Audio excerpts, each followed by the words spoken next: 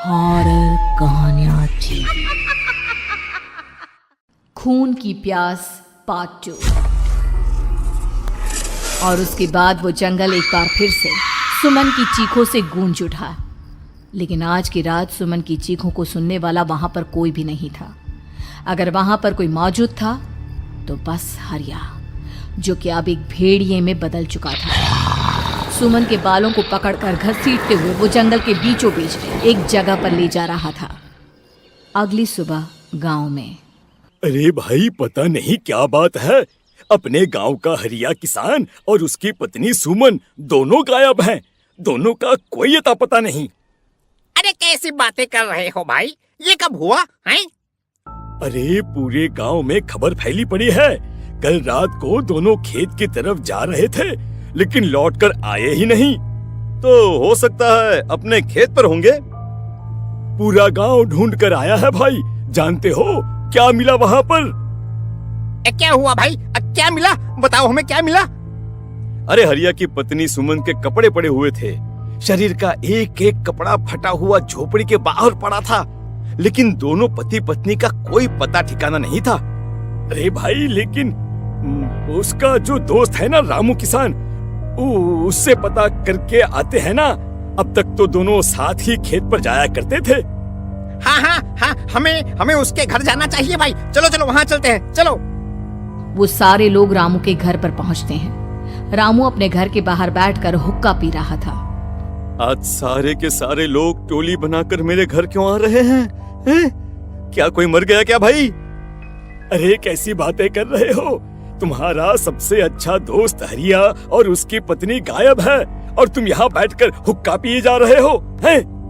रामू ने अजीब सी नजरों से उन सब गांव वालों की तरफ देखा, जिसकी वजह से वो लोग एक बार के लिए डर गए। गायब है? अरे गायब नहीं है, मुक्ति मिल गई है। उन दोनों को मुक्ति मिली है। इस दुनिया में आकर हर इंसान पाप करता है, और उसे उसके पापों के लिए मुक्ति मिलना बहुत जरूरी है। अरे ये कैसी बहकी बहकी बातें कर रहे हो भाई, हैं? और इसका चेहरा अजीब सा क्यों लग रहा है? लगता है दोस्त के मरने का गम बैठ गया है। पागल हो गया है शायद ये पागल। ये बात सुनते ही रामू चीख कर जोर से चिल्लाते हुए कहता है, पागल मैं नहीं हूँ, पागल तुम सब हो। और ये शैतानी जंगल अब तुम में से किसी को नहीं छोड़ने वाला, सबको खा जाएगा। याद रखना मेरी बात। शैतानी जंगल? कैसा शैतानी जंगल? लगता है रामू पागल हो चुका है। हमें यहाँ से चलना चाहिए भाई। चलो। तभी रामू की पत्नी बाहर आती है। नहीं, आप लोग इनकी बात का बुरा मत मानिए। 2 दिन पहले हरिया के साथ खेत पर गए थे। जब से वहाँ से आए हैं तब से ऐसी ही बातें कर रहे हैं। भगवान जाने ऐसा क्या देख लिया उन्होंने, खेत में कुछ भी बड़बड़ाते रहते हैं। लेकिन गांव के लोगों ने कमला की कोई बात नहीं सुनी, और वो सब वहां से चले गए। रात अब धीरे धीरे ढलने लगी थी। तभी अचानक किसी ने धीमी सी आवाज में रामू को पुकारा। रामू, आ जाओ, मैं तुम्हारा इंतजार कर रहा हूँ। और सुनो, अपनी पत्नी को साथ लेकर आना, नहीं तो काम अधूरा रह जाएगा। ये आवाज सुनते ही रामू के चेहरे पर शैतानी मुस्कुराहट आ जाती है। वो धीमे कदमों से अपने घर के अंदर आता है। क्या हुआ? तबीयत ठीक है ना अब आपकी? मैं तुझे अपने साथ खेत पर ले जाने आया हूँ, चल। मैं तुम्हारे साथ कहीं नहीं जाने वाली। मुन्ना गहरी नींद में सो रहा है, और उसे अकेला छोड़कर मैं तुम्हारे साथ खेत पर नहीं आ सकती। वैसे भी तुम्हारे उन खेतों में भगवान जाने कौन सा राक्षस घूम रहा है, मुझे तो डर लगता है। रामू गुस्से में दांत पीसता अपनी झोपड़ी से बाहर आ जाता है, और कमला गहरी नींद में अपने बच्चे के साथ सो जाती है। तभी अचानक रात को रामू की झोपड़ी के ऊपर एक साया वही गाना गुनगुनाते हुए घूमने लगता है, जो हरिया के मोबाइल में बजा करता था। मैं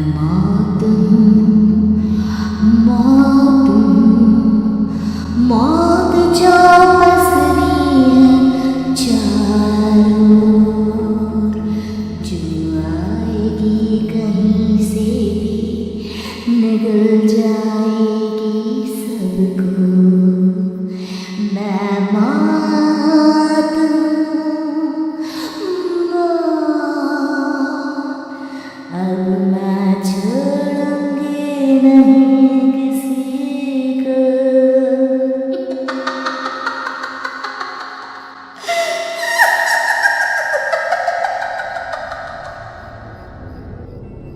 ये आवाज सुनकर रामू की पत्नी कमला की आंख खुलती है और वो देखती है कि उसका मुन्ना अपनी जगह से गायब था।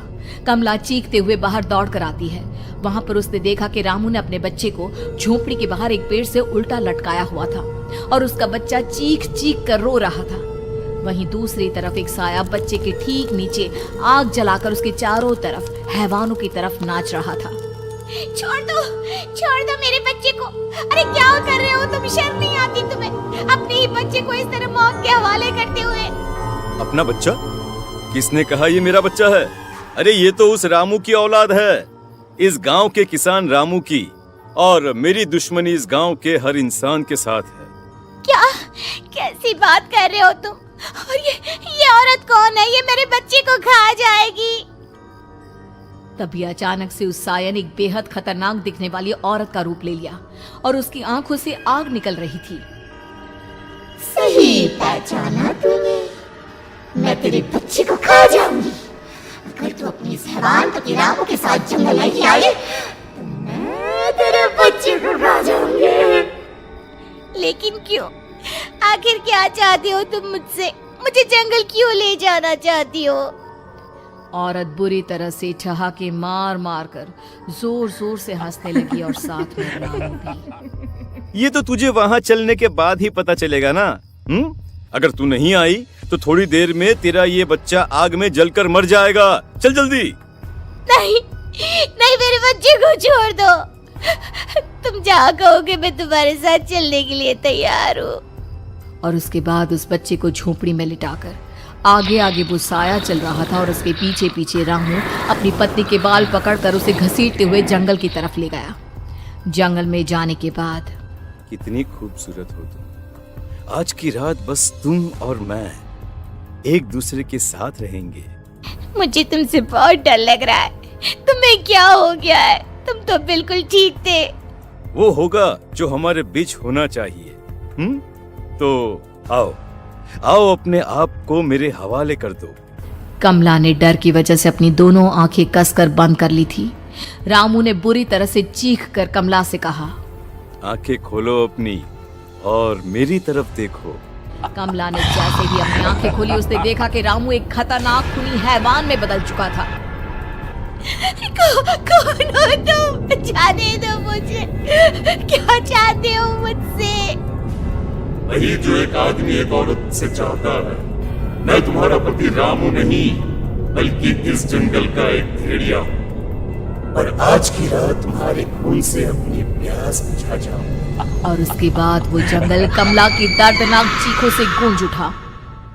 अगली सुबह कमला के कपड़े भी जंगल में उसी तरह पाए गए जैसे कि सुमन के पाए गए थे।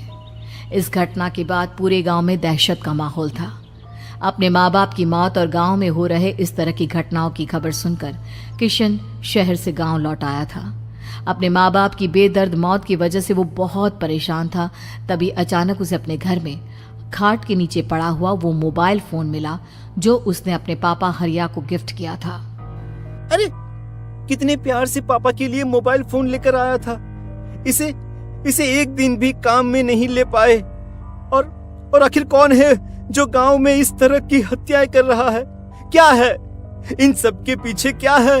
मुझे पता करना ही होगा, वरना एक दिन पूरा का पूरा गांव खाली हो जाएगा।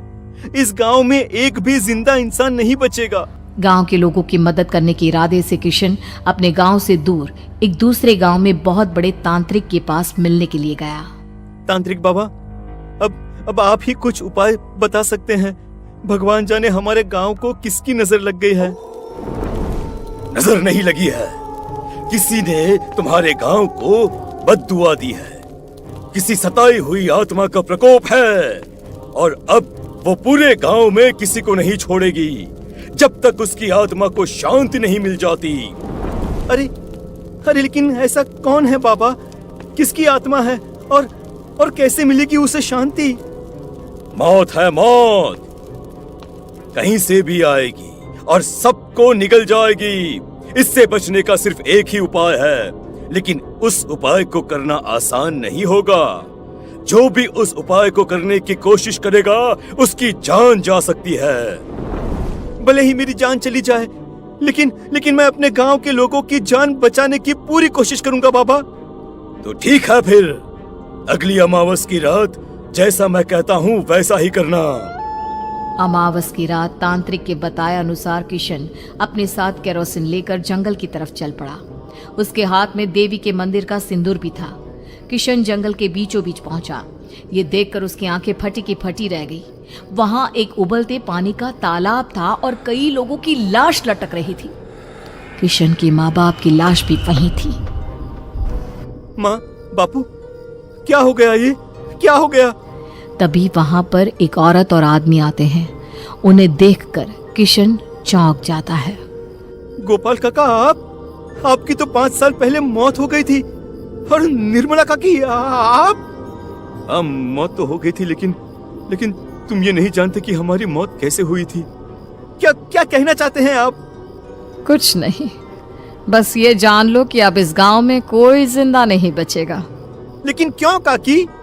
क्योंकि 5 साल पहले इन गांव वालों ने मुझे डायन बताकर पत्थर मार मार के मार डाला। मेरी कोई गलती नहीं थी। गांव का एक बच्चा क्या लापता हुआ, सारा इल्जाम मेरी पत्नी पे डाल दिया। और जब मैंने निर्मला की जान बचाने की कोशिश की तो मुझे भी मार डाला। आपके साथ ये बहुत गलत हुआ काकी, लेकिन आप जो कर रहे हैं वो भी सही नहीं है ना? तुम यहाँ से चले जाओ वरना तुम भी नहीं बचोगे। हमारी आत्मा पिछले 5 साल से मुक्ति के लिए भटक रही है। चले जाओ यहाँ से। मौका देखकर किशन सिंदूर उन दोनों के ऊपर डाल देता है। उनका शरीर जलने लगता है और वो भयानक तरीके से चिल्लाने लगते हैं। अगले ही पल किशन उनके ऊपर केरोसिन डाल देता है और वो दोनों जल जाते हैं। किशन अपने माँ बाप और दूसरी लाश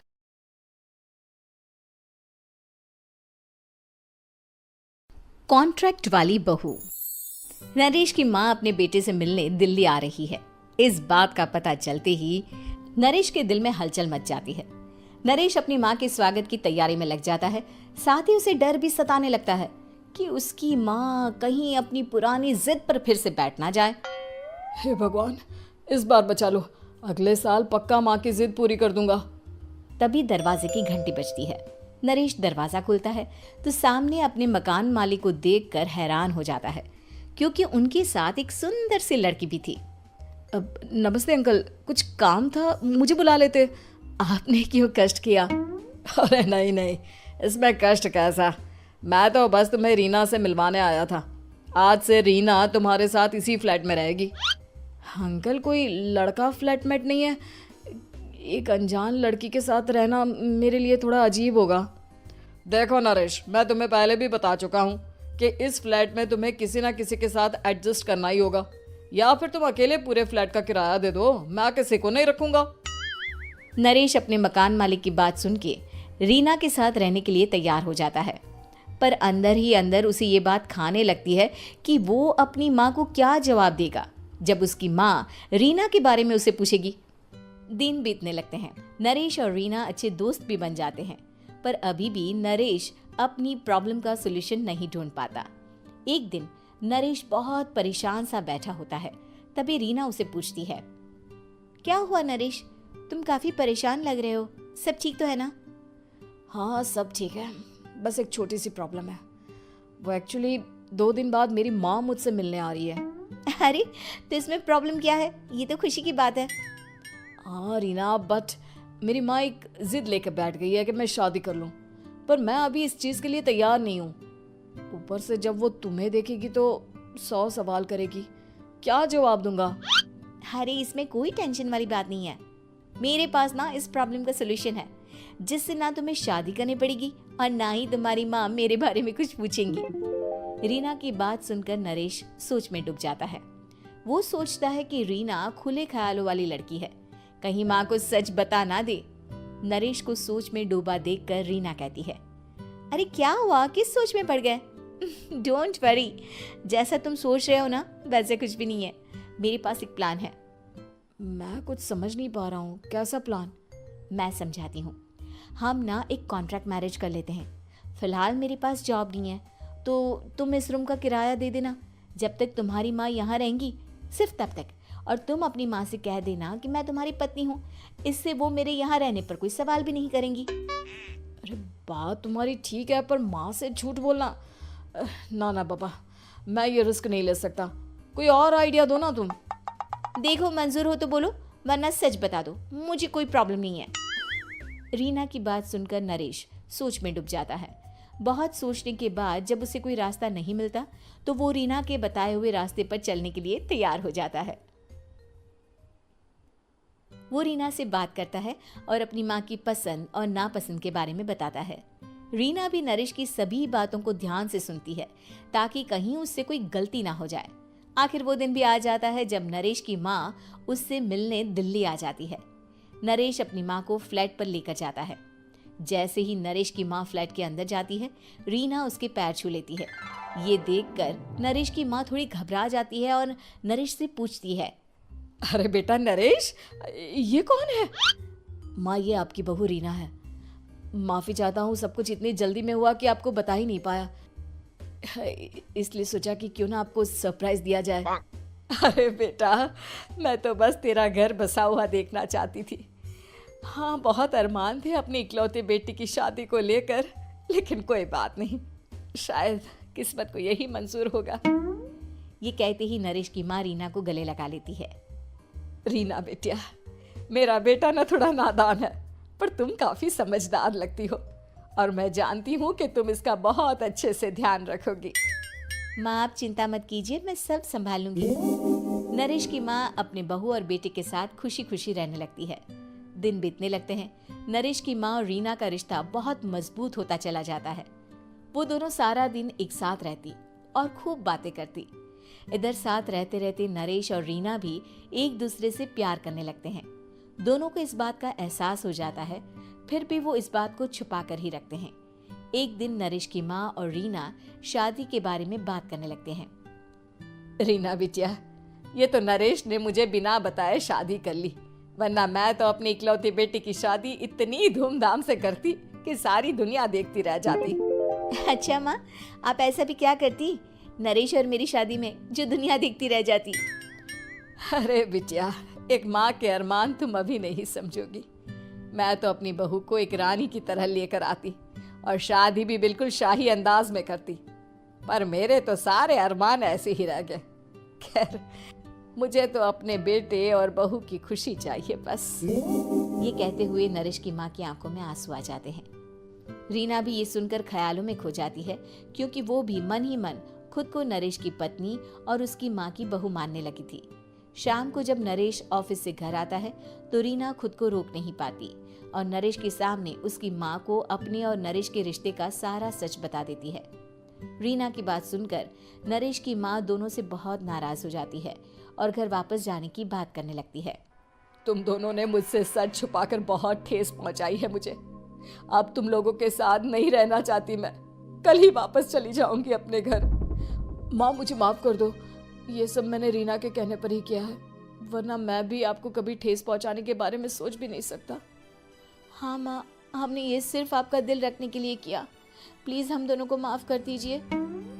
तुम दोनों ने मेरे अरमानों के साथ खिलवाड़ किया है और वैसे भी मुझे अपने बेटे के लिए एक अच्छी लड़की ढूंढनी है, इसलिए मेरा यहाँ से जाना ही बेहतर होगा। माँ की ये बात सुनकर रीना खुद को रोक नहीं पाती। माँ, क्या मैं आपके घर की बहू बनने लायक नहीं हूँ? रीना की बात सुनकर नरेश हैरान रह जाता है। नरेश की माँ भी कुछ समझ नहीं पाती। मैं कुछ समझी नहीं, आखिर तुम कहना क्या चाहती हो? माँ, मैं वो नरेश से बहुत प्यार करती हूँ और साथ ही साथ मैं आपको भी अपनी माँ मान बैठी हूँ। आज जब आपकी बातें सुनी तो खुद को रोक नहीं पाई, इसलिए सारा सच आपको बता दिया। रीना की बात सुनकर नरेश की माँ की आंखों में आंसू आ जाते हैं और वो अपने बेटे नरेश और रीना को गले लगा लेती है।